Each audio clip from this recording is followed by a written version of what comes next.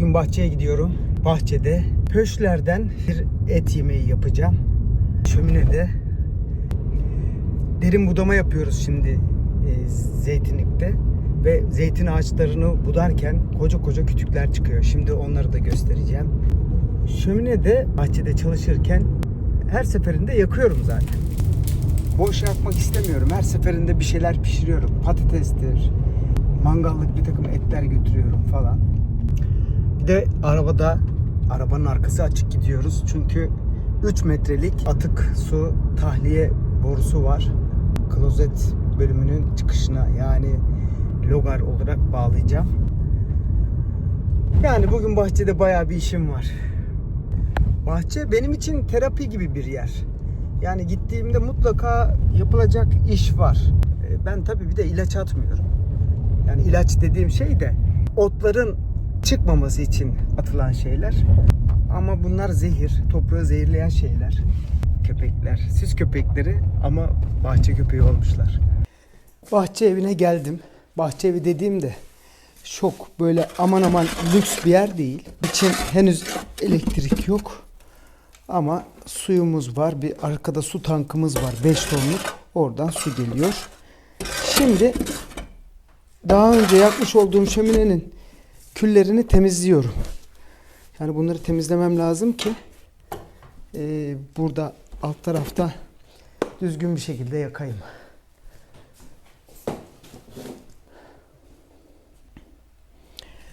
Evde bazı kartonları, böyle plastik parçalarını falan çöpe atmıyorum. Onları böyle burada tutuşturmak için kullanıyorum. Sonrasında plastik yapmıyorum. Sadece tutuşturmak için mecburen. Böyle daha hızlı tutuşuyor. Yoksa ispirto, benzin gibi şeyler kullanmak zorunda kalıyorsun. Reşo yakıtı gibi. Ya da işte kağıtlama uğraşıyorsun. Ama burada buna gerek kalmıyor. Şapkasız da olmaz. Şapkasız çıkmayalım çünkü saçlarım da uzadı artık. Evet. Şimdi yakabiliriz. Ama yakmadan önce yapmamız gereken bir şey daha var. Üstlerine odun atacağım. Odunlar burada. Şimdi bahçenin gelirken de söylemiştim ya. Budamaları yapıldığı zaman burada kırıyorum. Çalıları burada yakıyorum. Yani yapraklarını yakıyorum. Büyük odunları da burada biriktiriyorum. Buradan şimdi şömineye götüreceğim yakmak için.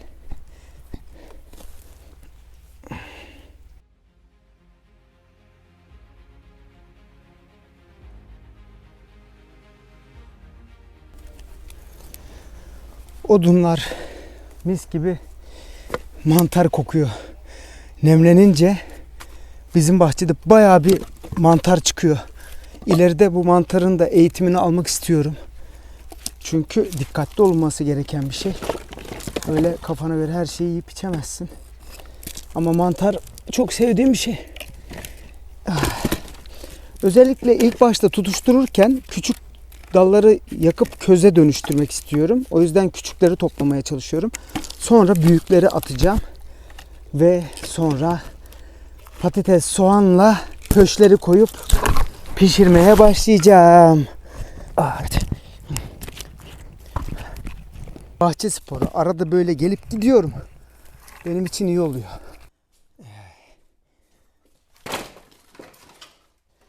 Şimdilik bu kadar yeter. Şimdi bunları bu daha önce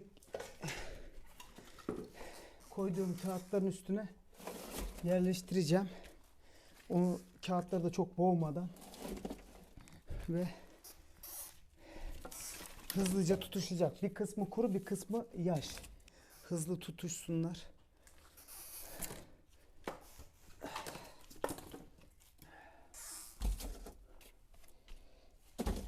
Bir anda puf yanacak.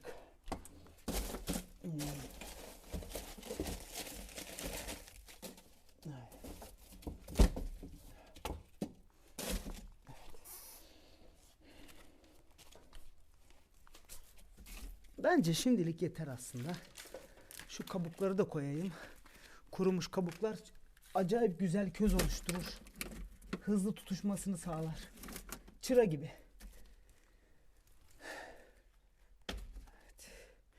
Bu bakmayın böyle ileriden küçük gözüküyor olabilir ama oldukça büyük bir şömine.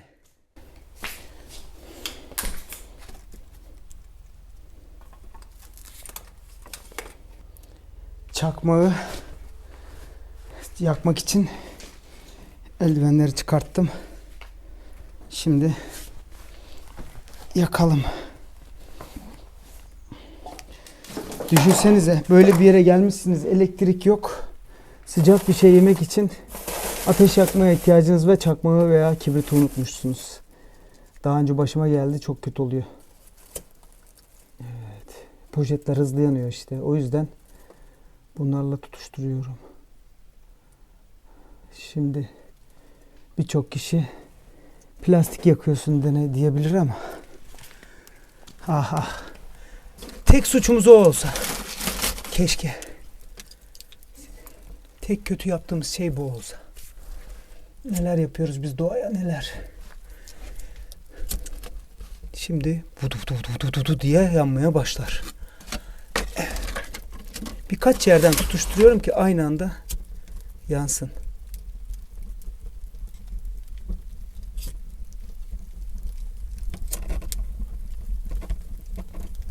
Evet. Yanmaya başladı.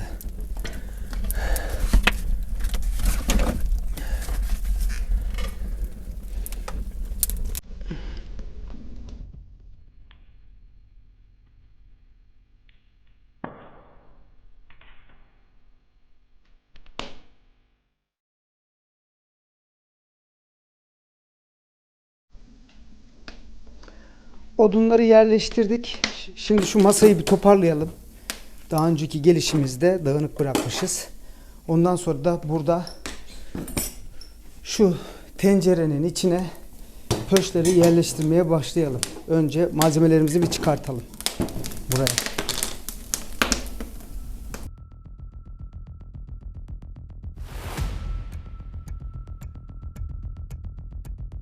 Evet, şimdi yapacağım şey bu pöşleri bunun içine yerleştireceğim.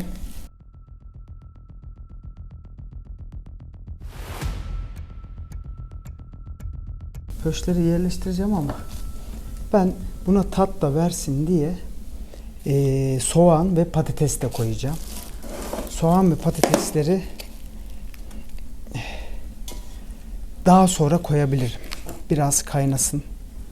Biraz suyunu bıraksın. Şimdi bunun içine böyle yerleştireceğim ve biraz da su koyacağım. Kapağını da kapatacağım bunun içine. Az biraz tuzladıktan sonra pöşler tam bunun içine yerleşti. Harika. Çok az bir boşluk kaldı. Şimdi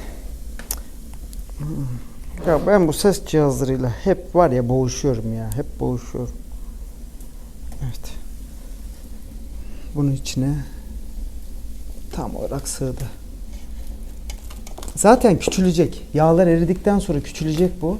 Sonrasında da etler iyice piştikten sonra kendini bırakmaya başladıkça tabanı kaplar. Şimdi bunun içi nasıl olduğunu görelim. Evet, etler yani şöyle elimle görürseniz bayağı büyük bir tencere yani. Bunun içinde şu anda 2 kilo pöş var. Pöş et olarak kemikli de olduğu için daha ucuz diğer etlere göre. Bence yenebilir, tercih edilebilir o açıdan. Şimdi şu kutuyu da koyalım. Sonra tutuşturmak için yine kullanırız.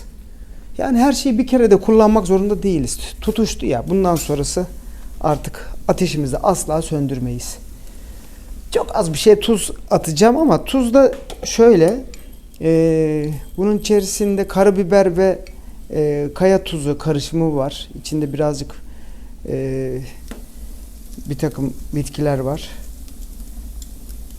Onlardan şöyle biraz serpiştireceğim. Zaten bu suyuyla dibine inecek. Yani yutkunuyorum ya. Bir an önce pişsin de yapayım diye. Şöyle. Evet. Yeterli. Bir tuzuna sonra bakarız.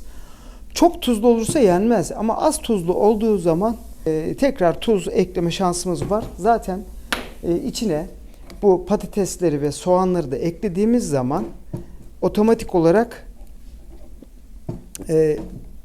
tuzu onlar da çekecekler. O yüzden çok da endişelenmeden tuz yaptım aslında. Sabah kahvaltısı yaptım. Şu anda öğleden sonra saat 3. Ama bence olur. Onu yerim.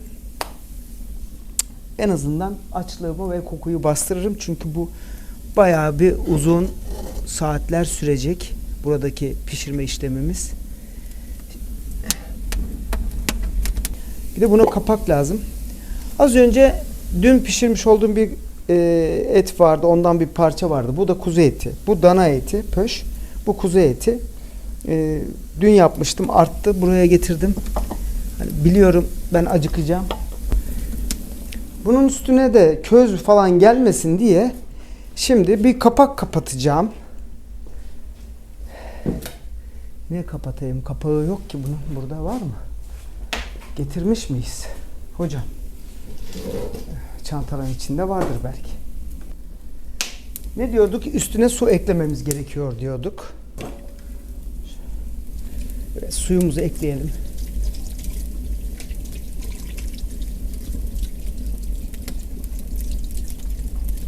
Bu suyu ara ara kontrol edeceğim çünkü biliyorum ki o su buharlaşmayla eriyecek, azalacak. Şimdilik bu kadar su yeterli. O içindeki karabiberler ve o tuzun içindeki biberiye tarzı kurutulmuş şeyler o kadar güzel bir tat verecek ki. Birazcık ilerleyen zamanda kaynarken bir de içine bir takım yapraklar atacağım. Siz bu yaprakları biliyorsunuz. Böyle koku verici, güzel, aromalı.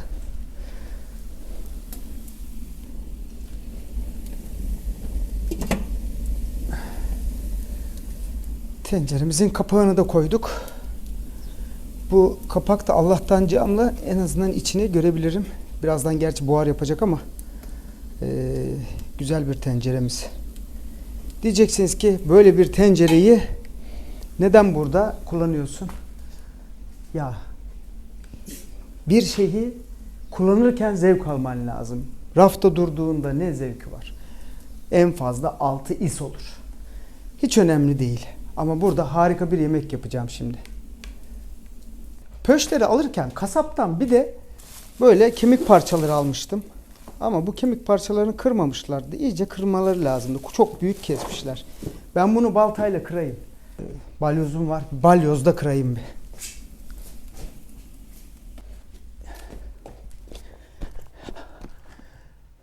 Günde gidiyor. Bizim burası kuzey tarafında. O yüzden güneş erken gidiyor. Şu anda öğleden sonra ama yani 3-4 arası güneş kalmıyor. Biraz bu konuda geciktim. Ama zaten bizim bu pişirme olayı bayağı uzun sürecek. Ben bu arada ağaç budamaya girişeceğim. Burada o olurken. Yani başını beklemek zorunda değilim. Yani batırmadan da nasıl kıracağım hocam ben bunu ya. Evet.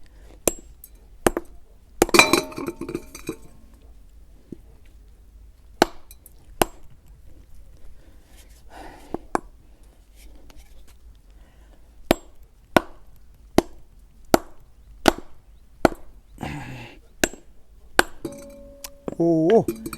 İlikleri düşüyor. Olmaz. Olmaz. Yanlış hesap. Bağdat'tan döndü. Hadi bakalım. Buna yapacağım şey şu. Böylece kemiğiyle atacağım. Ya büyük bir kemik vermiş. Ben bunun büyük bir kemik verdiğini bilseydim. Çünkü poşetin içini açıp da görmedim. Söylerdim. Neyse. Yanlış hesap adaptan döndü. Şimdi bunun içine yine aynı şekilde diğerlerini de atacağım. Parçaları da bakayım, etler. Evet. Harika.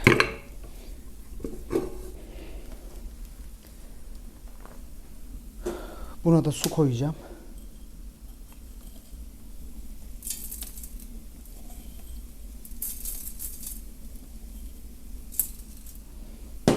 Bu kadarlığı yeterli.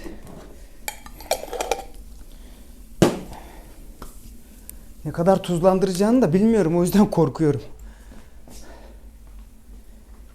Yanımda bir damacana su getirdim. Şu köşede bulunuyor. Çünkü ara ara su ekleyeceğim. Dedim 1-2 litre yetmez. Şu an burada içme suyu yok. Kullanım suyu var sadece. Bunun içine direkt buradan dökelim.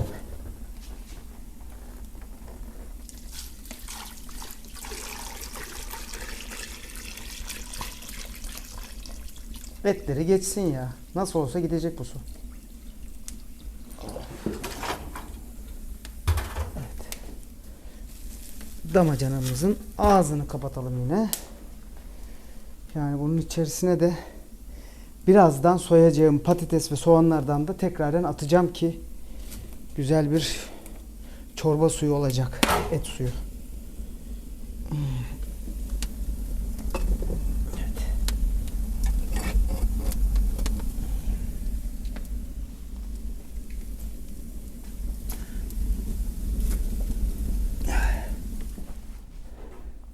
Tencerelerimizi koyduk. Oo, ısınmaya başlamış bile. Şimdiden ısınmaya başlamış bile. Bunu yeni koydum. Onun da kapağını kapatalım. Tamamdır.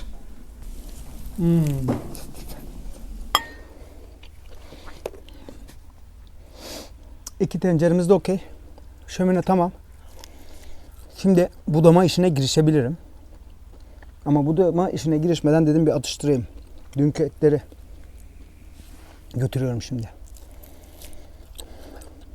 3 saat sabretmem için bu lazımdı. En az 3 saat kaynayacak. Şöminede pöş ve kemik suyu kaynatıyorum. Bunu uzun uzadıya burada anlatmayacağım. Çünkü YouTube kanalımda zaten izleyebilirsiniz deli kafalardan. Ama şu güzelliği göstereyim yani. Şimdiden ısınmaya başladı. Böyle püşler sular içerisinde. Bu da kemik suyumuz.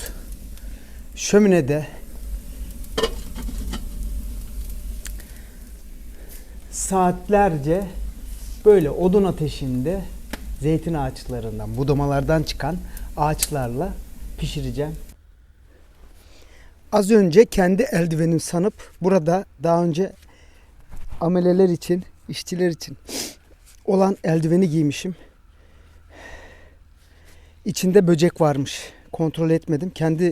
Çünkü aynı renkte benimki zannettim ve parmağımı ısırdı. Yani şu anda orası sızlıyor. Yani çıkarttığım gibi de uçtu. Nasıl bir böcek olduğunu da göremedim. Oh, bayağı sızlıyor ya. Bu ısırık yani, bildiğin ısırık gibi bir şey ya. Çok dikkat etmek lazım böyle şeylere.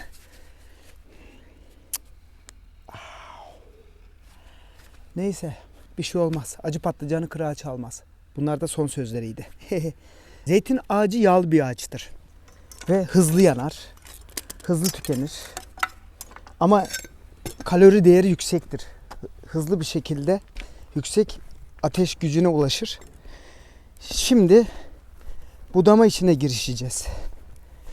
Yani bu budama işi içinde burada daha önce benim budadığım ağaçlar var. Zeytin ağaçları yukarıya doğru gitmemeli. Evet. Olabildiğince marul gibi yanlara doğru sarkmalı. Bu benim geçenlerde budadığım bir ağaç. Bunlar orta yaşta.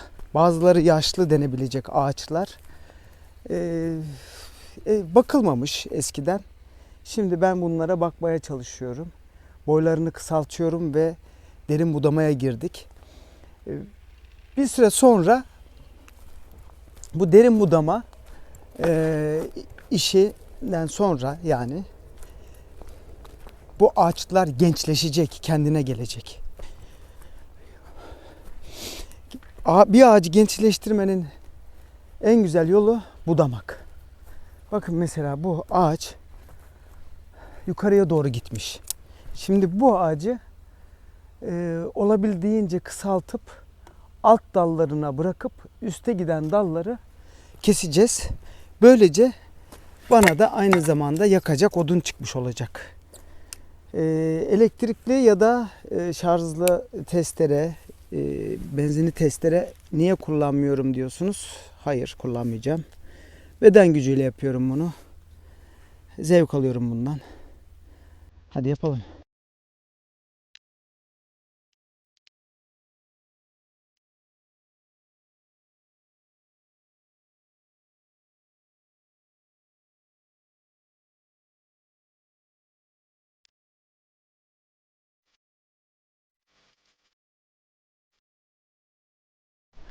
Ağacı bayağı açtım. Şu ortası açılacak ve yanlardan aşağıya doğru gidecek. Şimdi şurada bir yukarıya giden büyük dal var. Onu keseceğim. Budama işi kıyım, ağaç katliamı gibi algılanmamalı. Kesinlikle öyle bir şey değil. Ağacı gençleştiren bir şey. Zeytin ağacı tepeye doğru gitmeyecek bir defa. Onun için de tepeye doğru giden yaşlı ağaçları budayıp olabildiğince yere yakın hale getirmek gerekiyor. Evet. Bu şekilde biraz zorlandım. Şöyle yaparsam hem kendimi çekip hem de bunu kesebilirim. Ama güvenliğimizi de alalım şöyle. Evet, bindiğimiz dalı da kesmeyelim. Nasrettin Hoca gibi.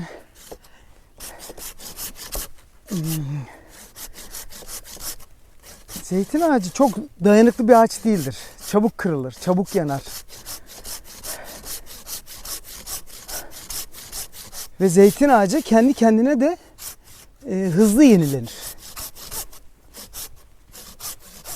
Yani bu ağacı kökünden kesseniz 1-2 sene içerisinde diplerinden sürgü verip tekrardan çıkmaya devam eder.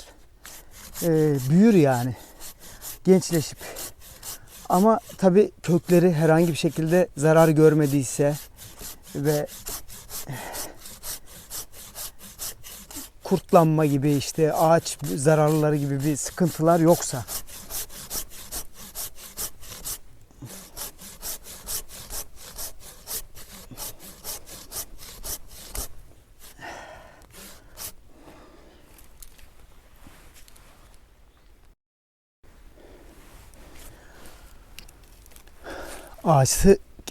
ağacı keserken bayağı bir ilerledim. Şimdi gitmek üzere. Evet.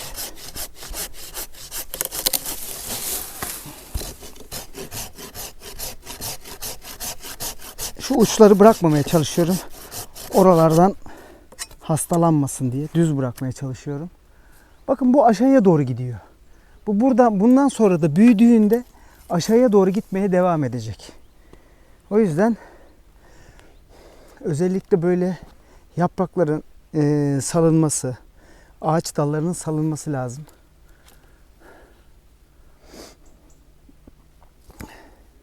Yani çok böyle tepeye doğru giden dalları kesebiliriz.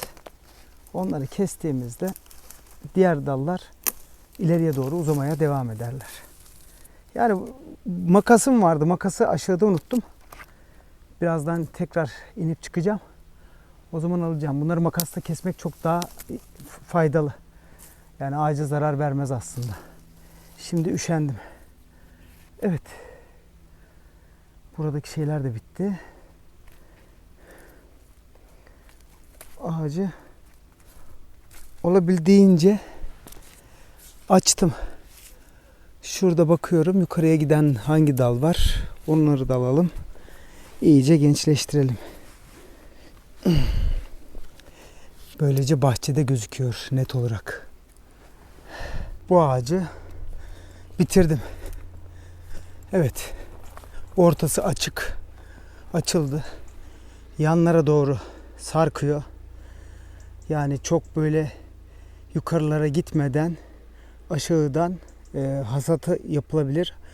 Hasat yapılırken bu tarz şeyler çok önemli. O yüzden de derin budama yaptım. Yıllardır yapılmayan ağaçlar. Bakın şurada bir tane daha var. Şu büyük ağaç. O ağaçta şimdi derin budama yapılacak. İkinci hedefim o ağaç. Bu ağaç önümüzdeki sene belki çok verim vermeyebilir ama ondan sonraki sene verir. Bahçenin içinde ortalama 60 tane ağaç var. Bu 60 ağacı hepsini bir kere de değil de işte 1-2 senedir işte 10 tane bir ağaç, bir 10 ağaç şeklinde sırayla her sene buduyorum. Bunun amacı en azından bazı ağaçlar verimli kalsın ve zeytin alabilelim. Aynı zamanda ben de zaman olarak da bunu enerji olarak yaymış oluyorum. Çünkü kol gücüyle tek başıma bu işi ben yapıyorum. Bakalım. Kaynıyor mu sularımız? Hadi bakalım. O ateşimiz gitmeye başlamış. Biz orada uğraşırken. Oh. Buharlar tutuyor. Harika.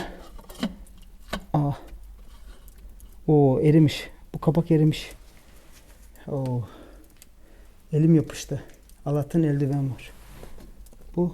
O da çok güzel. Bu metal olduğu için sıkıntı yok. Ama diğer kapak erimiş. Neyse tamamen erisin de ben onu çıkartır oraya bir ahşaptan bir şey tuttururum. Böyle icatlar yapmaya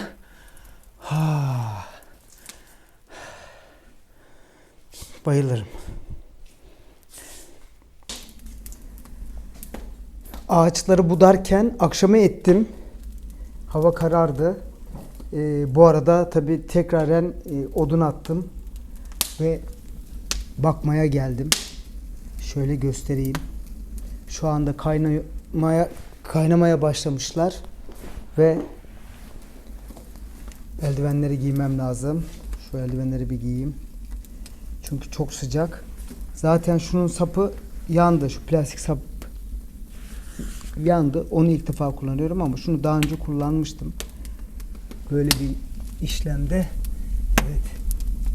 Şu anda bu kaynamaya başladı yeni. Bu zaten çok güzel bir şekilde kaynıyor. Et suyu. Yani eğer ki bunu evde kaynatsam herhalde 2-3 saat boyunca hiç durmadan kaynayacak.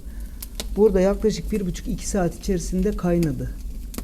Şu anda gayet güzel bir şekilde gidiyor. Bu arada gelir gelmez size gösteremedim ama su ekledim buna. Çünkü suyu bitmişti. Eklediğim su da nereden baksanız en az 1 litredir. Bayağı su yemiş. Şimdi tekrardan biraz daha kaynadıktan sonra su ekleyeceğim. Ben acıkırım diye burada soğan ve patatesler atmıştım. Çünkü bu eti bekleyemem. Acıktım da ve ekstra yemek getirmedim. Buradaki patates ve soğanları şimdi yiyeceğim. Bu arada patatesleri soydum. Aynı şekilde havuçları da soydum. Şimdi bunları suyun içine atacağım.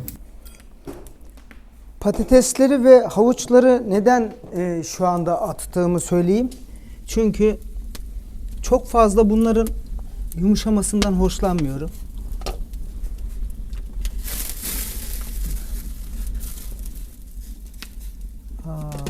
Evet, onları attım. Bir suyun tadına bakacağım. Nasıldır? Bunun için kaşığımı arıyorum. Evet. Suyun tadına bakacağım.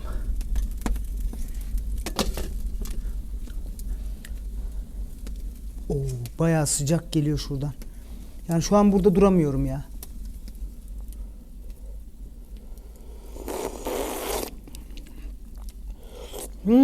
Biraz daha tuz atabilirim. Tuz az gelmiş. Soyduğum patatesleri dilimleyeceğim. Bunları da böyle orta boy dilimler haline getireyim. Oh, bıçak da çok keskinmiş ha. Ben bu bahçede İstanbul'daki dövme işlerim ve yurt dışındaki dövme işlerim dışında takılmayı seviyorum. Benim stres attığım yer burası. Seviyorum. Çoğunlukla yalnızım. Nadiren de olsa yani birkaç seferde bir bazı arkadaşlarım da gelebiliyor buraya. Davet ettiğim zaman. Bazen davet ediyorum, insanlar uygun olmuyor. Ama yani birinin gelip gelmemesi çok önemli değil. Ben gerçekten burada hoşlanıyorum. Tek başına kalmaktan da.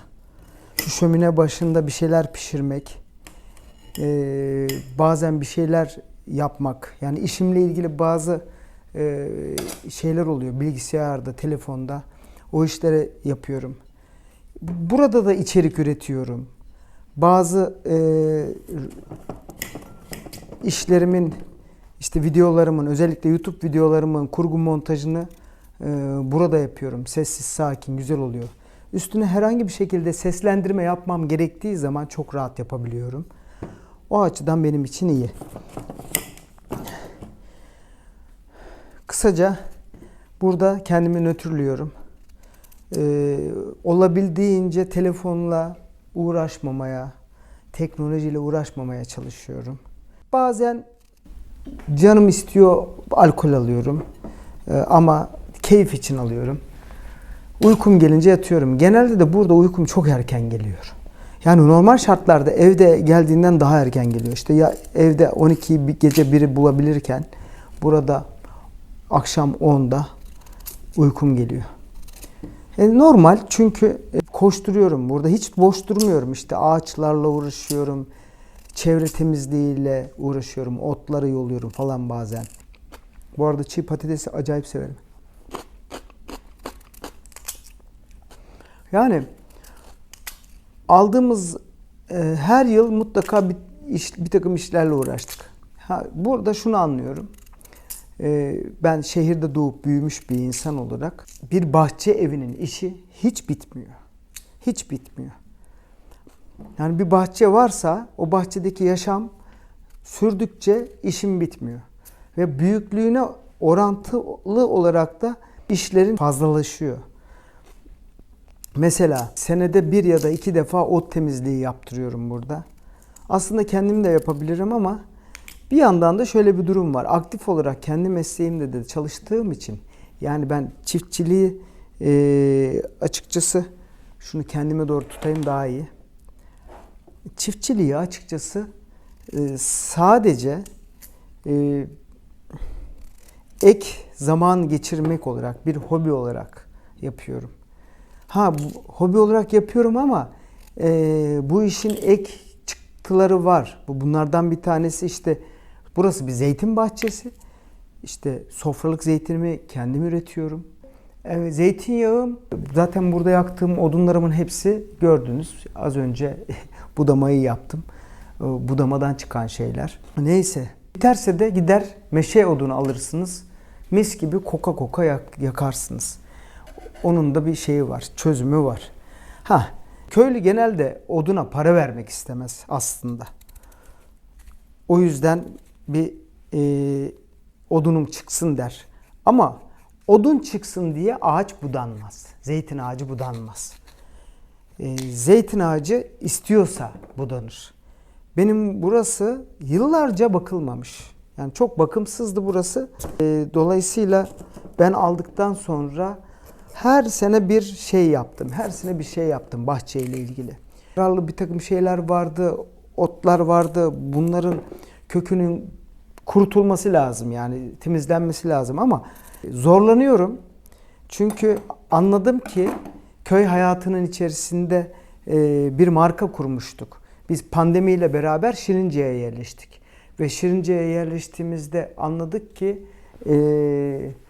bu noktada İstanbul hayatında kendimizi çok korurken buraya gelince korumasız, savunmasız bıraktık.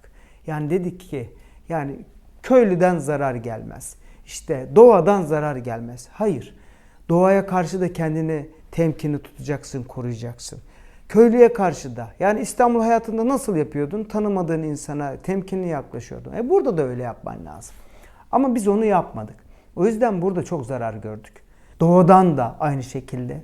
Çünkü doğa gerçek yaşamına devam ediyor. Eğer sen yaşadığın, yeni yaşamaya başladığın evinde, şunu biraz kapatayım, gözümü aldı.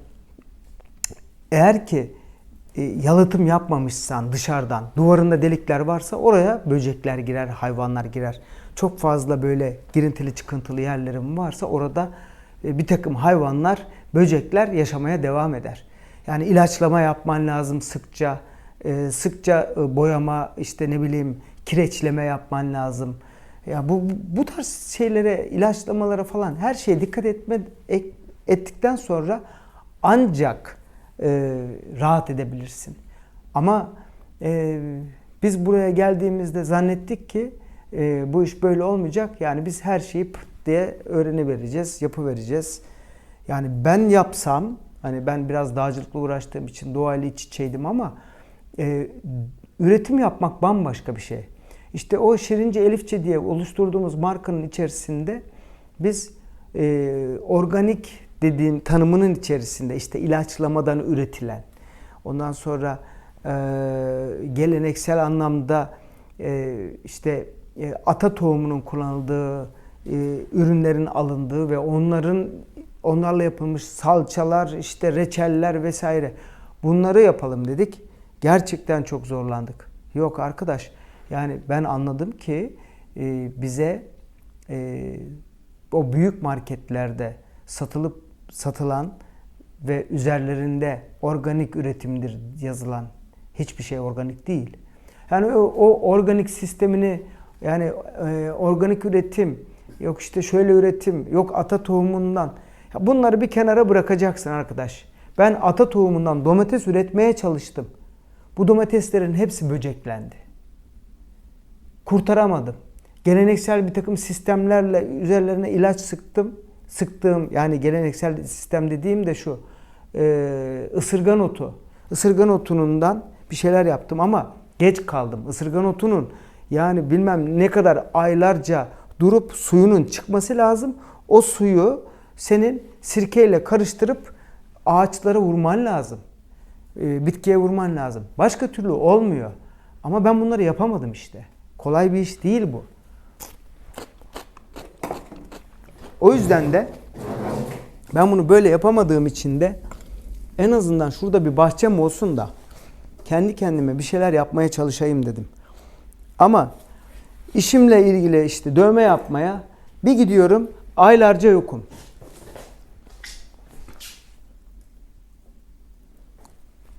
Bir gidiyorum, bir iki hafta boyunca burada olmayınca olmuyor.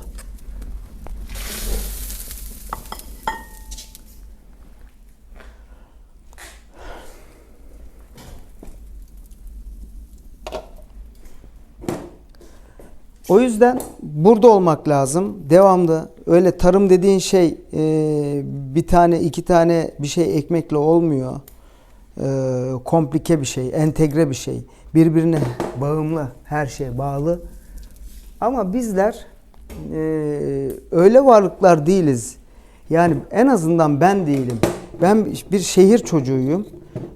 Ailem şehir insanlarıyla dolu.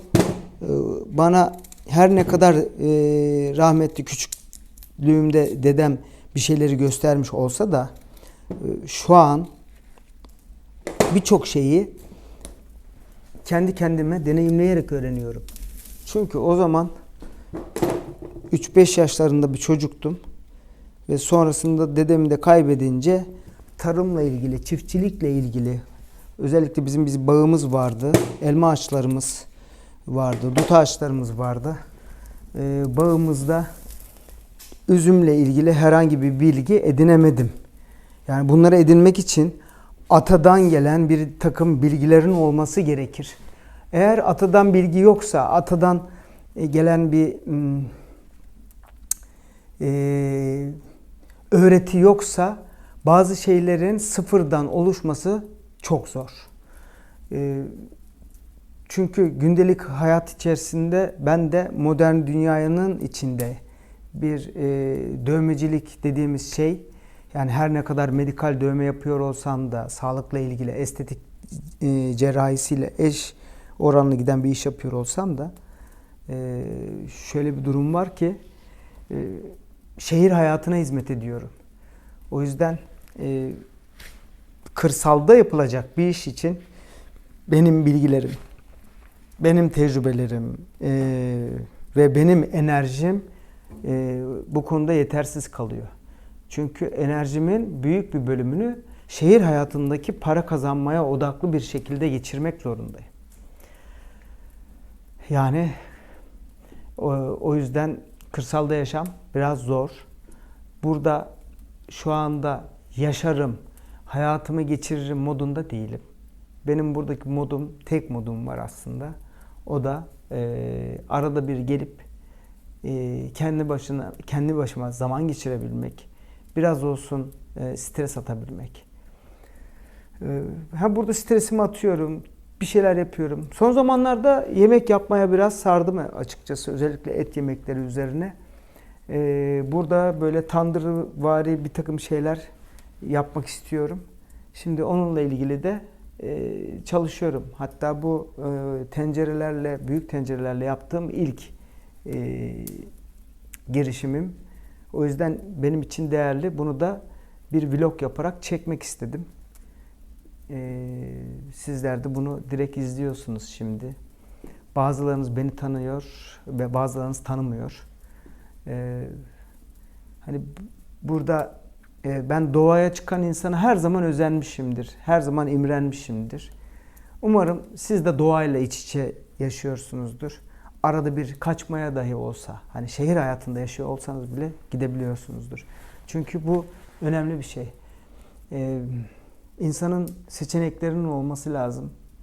Bunların arasında doğa mutlaka böyle bir baş köşede olmalı ki arada huzur için, arada böyle stres atmak için çıkmak lazım. Ben burada ter atıyorum ya. Spor yapıyorum. Ben buna bahçe sporu diyorum. Balta sporu diyorum. Bunu yapmadan kendimi rahat hissedemiyorum açıkçası. Arada yani ayda bir kere, iki kere yaptığım zaman yani işte 2 ya da 3 haftada bir böyle turlarım oluyor. İşte İstanbul'du, yurt dışıydı.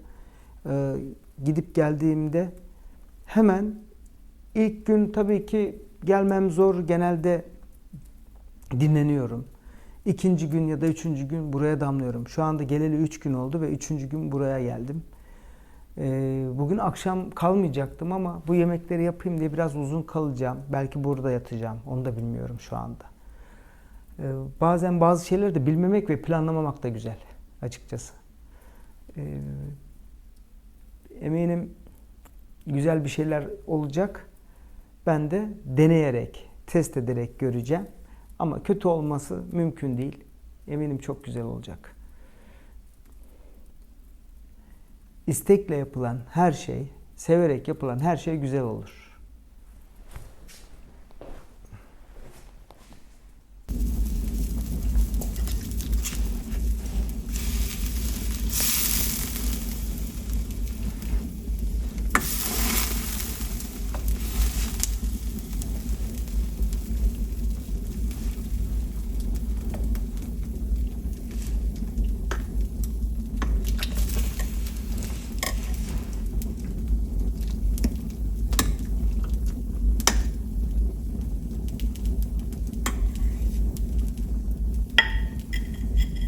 Bunun bir tadına bakalım. Evet.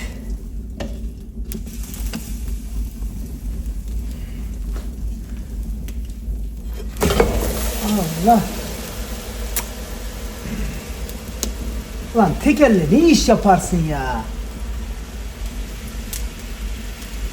Güzelim kemik suyunu döktüm ya. Ulan ya bazen kendime çok sinir oluyorum.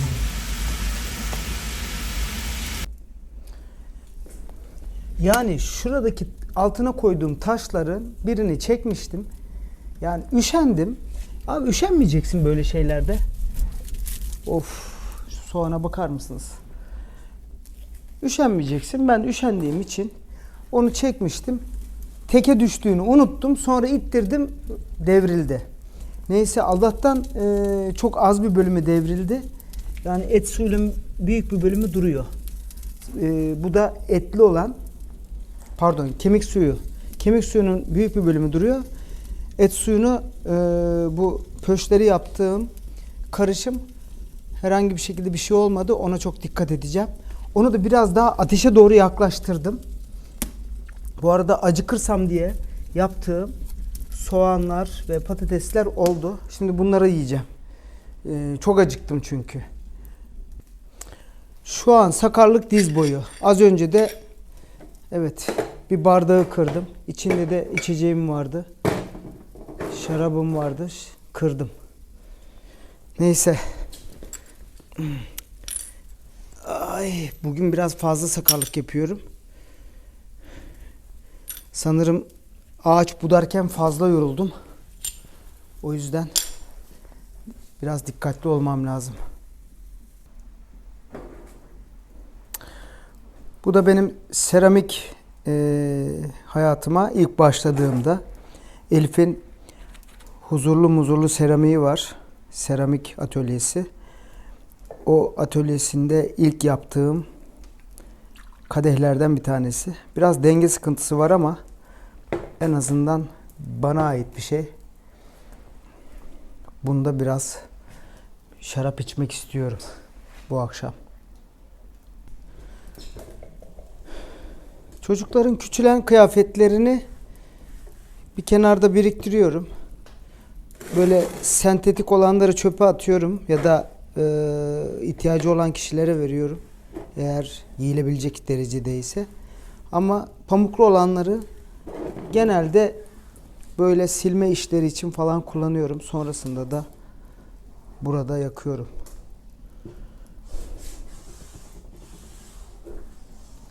Burada cam, seramik dışında hemen her şey yanabiliyor. O tencerenin şu deliğinden nasıl buhar fışkırıyor. Harika. Süper bir görüntü gerçekten.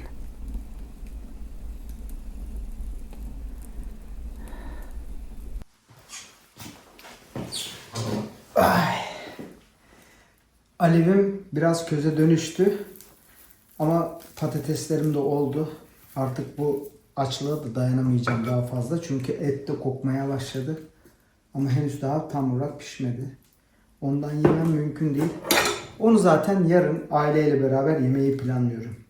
Şuradan patates yiyeceğim. İçinden. Kumpir. Çok sıcak.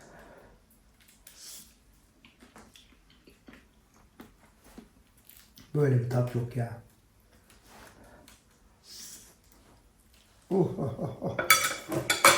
Yaktı geçti şuraya. Çok güzel. Mükemmel. Şu soğanı da keseyim. Var ya. Böyle ateşte pişmiş, sonra kızartılmış soğanı bayılırım. Bununla ilgili bir anım var. Kızarmış soğanla ilgili. Böyle tavada kızaran soğanla ilgili. Hayatımda ilk defa İzmir'e gittim.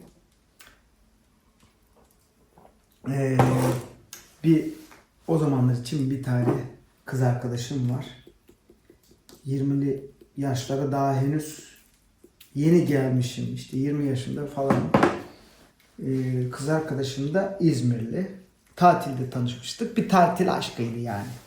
Neyse. Bu arkadaşla O zamanlar cep telefonu yok. Ev telefonuyla görüştük. İşte atıyorum cumartesi günü sabah 9'da işte bilmem ne kafede buluşacağız dedik. Ben cuma gecesi İzmir'de oldum. İzmir'de Alsancak'ta çok açım bu arada. Ne yapacağım? Dedim ki gezineyim. Gezinirken çok acıktım. Ve bir tane lokanta gördüm. Böyle açık. Gece yarısı saat 1.30 falan. O saatlerde lokantaların açık olması mümkün değil. Onlar da 24 saat açık kalan lokantalardan bir tanesiymiş. Ve bir lokanta dedim ki en azından bir çorba içeyim. En ucuz bir çorbadır. Mercimek çorbasıdır. Mercimek çorbası söyledim. Yanında böyle yağda kızartılmış soğan getirdiler. Abi o soğan çorbadan daha güzel. Yedim bir tabak. Sonra eleman boşalırken dedi ki bir tabak daha ister misin? İsterim dedim. Bir tabak daha geldi. Sonra ben çok açım ama o kadar açım ki yanında ekmekle yiyorum yine doymuyorum. Adamlar benim aç olduğumu gördüler. Ya işte gel bir daha ister misin dedi. Abi dedim yani çok fazla param yok. Yani size de dedim hani bu bir tanesi soğanın bir tanesi buna dahildir belki ama diğerlerini ödeyebilecek durumda değilim. Sıkıntı yok dedi. Doyuncaya kadar yedi. Getirdi bir tane daha tabak. 3. tabağı yedi. 4. tabağı da yerdim. Utancımdan yiyemedim. Yani hayatımda ilk defa kızarmış soğanı sadece bir menü gibi yedim ve onu asla unutamadım. Orada aldığım tat bambaşkaydı. O yüzden böyle közde pişirilmiş soğan, kızartılmış soğan, yani karamelize edilmiş soğandan bahsetmiyorum. Doğal haliyle pişirilmiş soğan benim için ayrı bir tadı var. Çok güzel bir tadı var. Zaten hayatım böyle sıkıntılarla, böyle bir takım şeylerle geçti benim.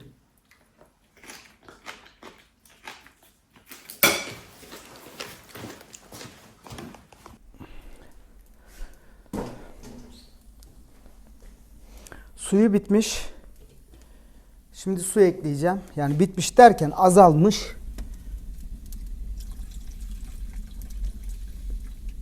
Çünkü etler üstünde gözüküyor. Gözükmemesi lazım herhangi bir şeyin.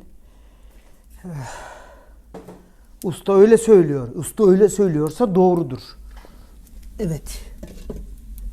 Hatta bunu bir de karıştıralım. Oba. Oba oba. Görüyor musunuz? Of. Şu güzelliğe bak. Harika oldu. Aslında şunu yapmak o kadar kolay ki. Sadece uzun süre ateşte pişmesi gerekiyor. Yaptığınız tek şey et, su, tuz ve soğan, patates. Başka hiçbir şey yok. Bunun da suyu biraz azalmış. Buna da biraz su ekleyelim. Şurada suyumuz kalmıştı. Hatta bunların durumlarını da biz size göstereyim. Olmaz mı? Siz de görün. Evet. Şöyle gösterelim.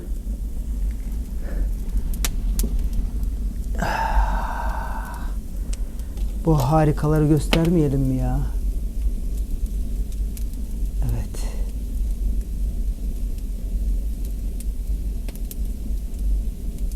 Şöyle yakınlaştıralım. Çok güzeller.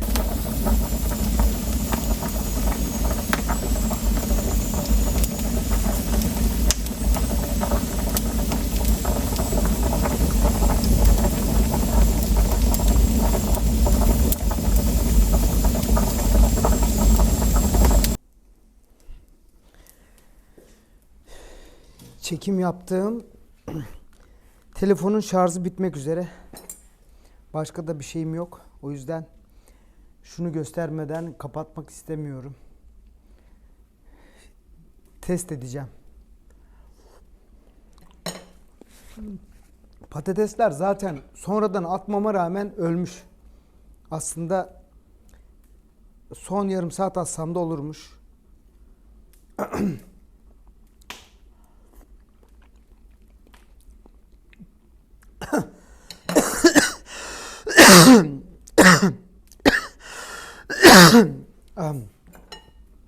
Tam anlamıyla harika. Çok güzel dağılıyor.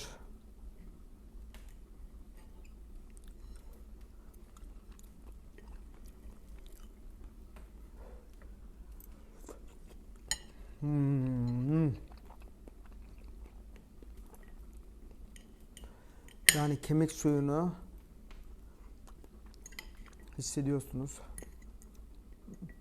Gerçekten tadı harika. İçindeki soğan, patates ve baharatlar da tabii ki güzel bir tat vermiş. Sizi de bekleriz demek isterdim ama her zaman müsait değiliz. Randevu alırsanız belki. İzlediğiniz için teşekkürler. Ben şimdi birazdan yatacağım. Bir deneme yapmadan, test tadım yapmadan sizle vedalaşmak istemedim. Bu gece artık şu anda saat 10'u geçti. Kaç saattir burada kaynıyor. Artık onları oradan almam lazım. Ben de yatacağım ve sabah tekrardan kalkıp eşyalarımı toplayıp ve bu pişirdiğim şeyleri alıp eve gideceğim. Burası bir aile kanalı. Deli Kafalar, Deli Kafalar ailesi. Biz bunları yayınlarken aman siz de bunları yapın, aman şöyle de olsun, böyle de olsun, mutlaka olmalı şeklinde yayınlamıyoruz. Aslında bunların hepsi bize birer hatıra. Ama siz bizimle beraber bize katılıp bizi aynı duygularla izleyebilirseniz biz de çok mutlu oluruz.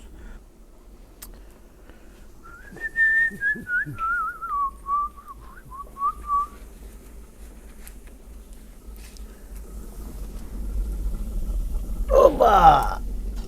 Ay. Evet. Gençler, harç bitti. Yapı paydos.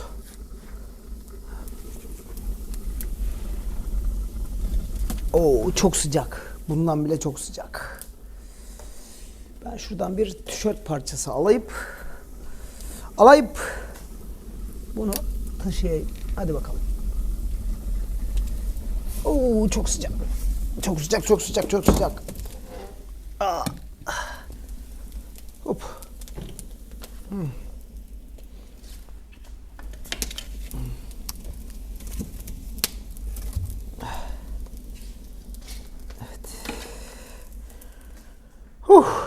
Ne yapacağımı da bilmiyorum. Çok heyecanla Tamam, bekliyorum. başladım. Şimdi geç şöyle. Ben değil, sen geç hocam, sen yaptın. Tamam ben yaptım da anlatacağım şimdi bebeğim. Yani dün gece saat 12.30'a kadar falan pişirdim ben bunu. Tamam. Şimdi tekrardan ısıttık, eve getirdik. Nasıl olduğunu göstermek istiyorum. Buyurun hocam. Sağ olun. Evet. Benim de ilk denemem. Bunu göstereyim. Şimdi ilk tadımı da size yaptırayım dedim. Böyle ateşte kemik suyuna pöş. Nasıl bakalım? Çok iyi yapıyor. Ha? Ya. Bütün şey kıvamı yerinde şu an. Ama sen şu an ne yapıyorsun? Çok sıcak o. Havuç yenmez şu an. Şuradan da bir parça da et alayım. Baksana nasıl bölünüyor. Oh, çok güzel. Havuçları ve patatesi daha sonra da atabilmişim. Yani 1,5 saat sonra attım kaynadıktan sonra ama yine öldüler bak. Çok sıcak. Çok iyi. Çok sıcak. Püfle. Lambaya püfte.